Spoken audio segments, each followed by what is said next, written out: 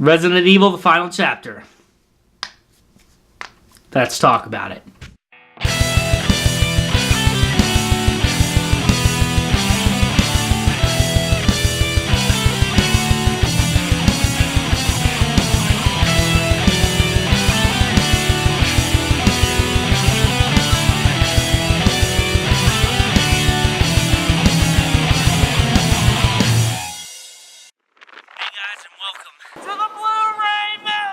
Resident Evil, the final chapter stars Milla Jovovich, Ali Larter, Ruby Rose, Ian Mackin, William Levy, Ian Glenn, and is directed by Paul W.S. Anderson. It took me like 50 times to get that right. Anyway, here we go. We made it, guys. All the way from Resident Evil to Resident Evil, the final chapter. If you haven't seen any of my other Resident Evil movie reviews, I have a whole playlist called Resident Evil Retrospective. I reviewed every film in the franchise, so when this is over, you can go over there and check that out. I'll be honest with you guys, I never go into a movie ready to go for the jugular. I'll give any film a fighting chance.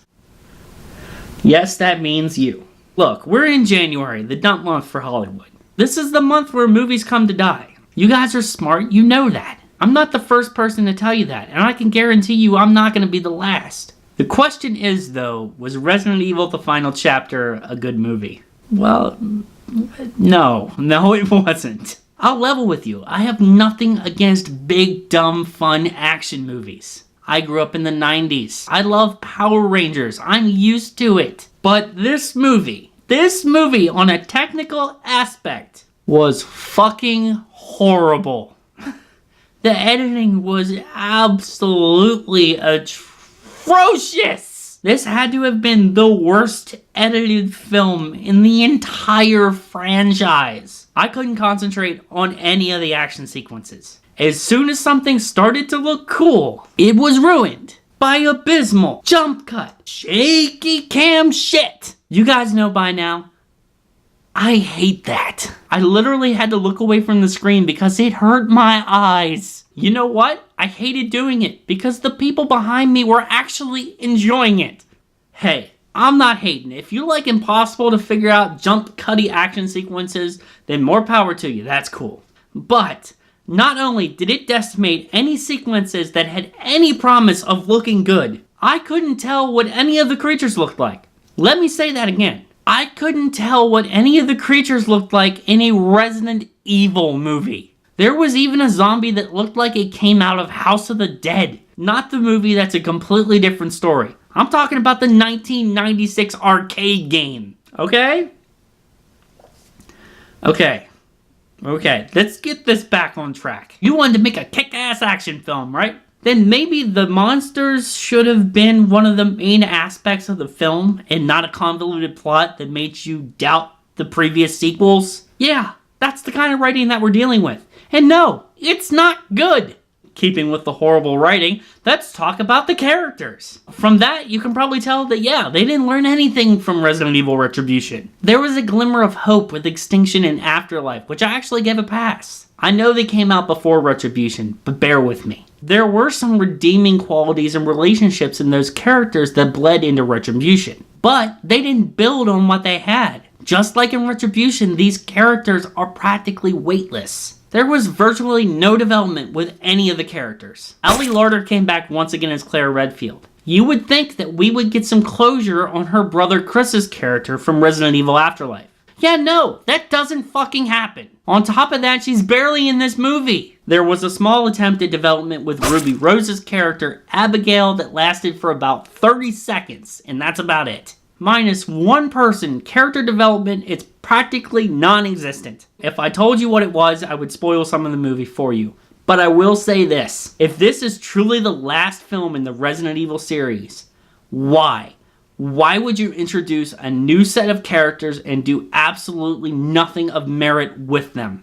A couple of them had promise, but like I said, they did nothing with them. At this point, you might have wanted to put the shovels down, because from here, the hole you dug looks pretty damn hard to get out of. But hey, this is a Resident Evil movie, man. These characters don't need any kind of development or anything. It'll all work out in the end. So the characters were mostly terrible, and the acting didn't help the cause. I don't think I have to tell you how bad the acting was. I like Milla Jovovich. I have to give her credit because no matter how bad these films are, she's been the one constant. She's done a suitable job and she's been in every movie from the beginning.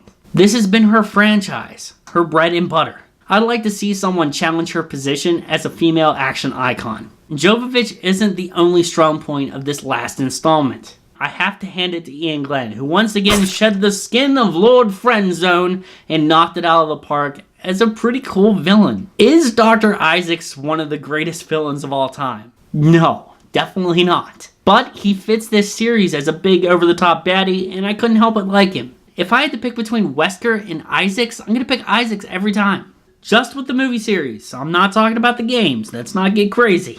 Alright guys, here's the moment of truth. I'm gonna have to give Resident Evil the final chapter a head down. The editing was terrible, the writing kept digging a hole that they couldn't get out of, and the characters had almost no development whatsoever. Had they gotten their act together and tightened up the editing and actually tried with the characters, this could have been a fitting end for the series. Alright guys, that has been my review of Resident Evil, the final chapter. In my final review in my Resident Evil retrospective. What did you think? Let me know down in the comments down below.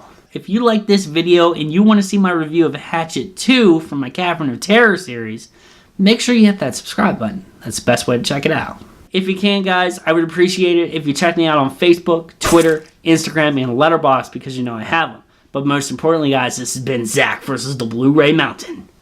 Stay metal, my friends.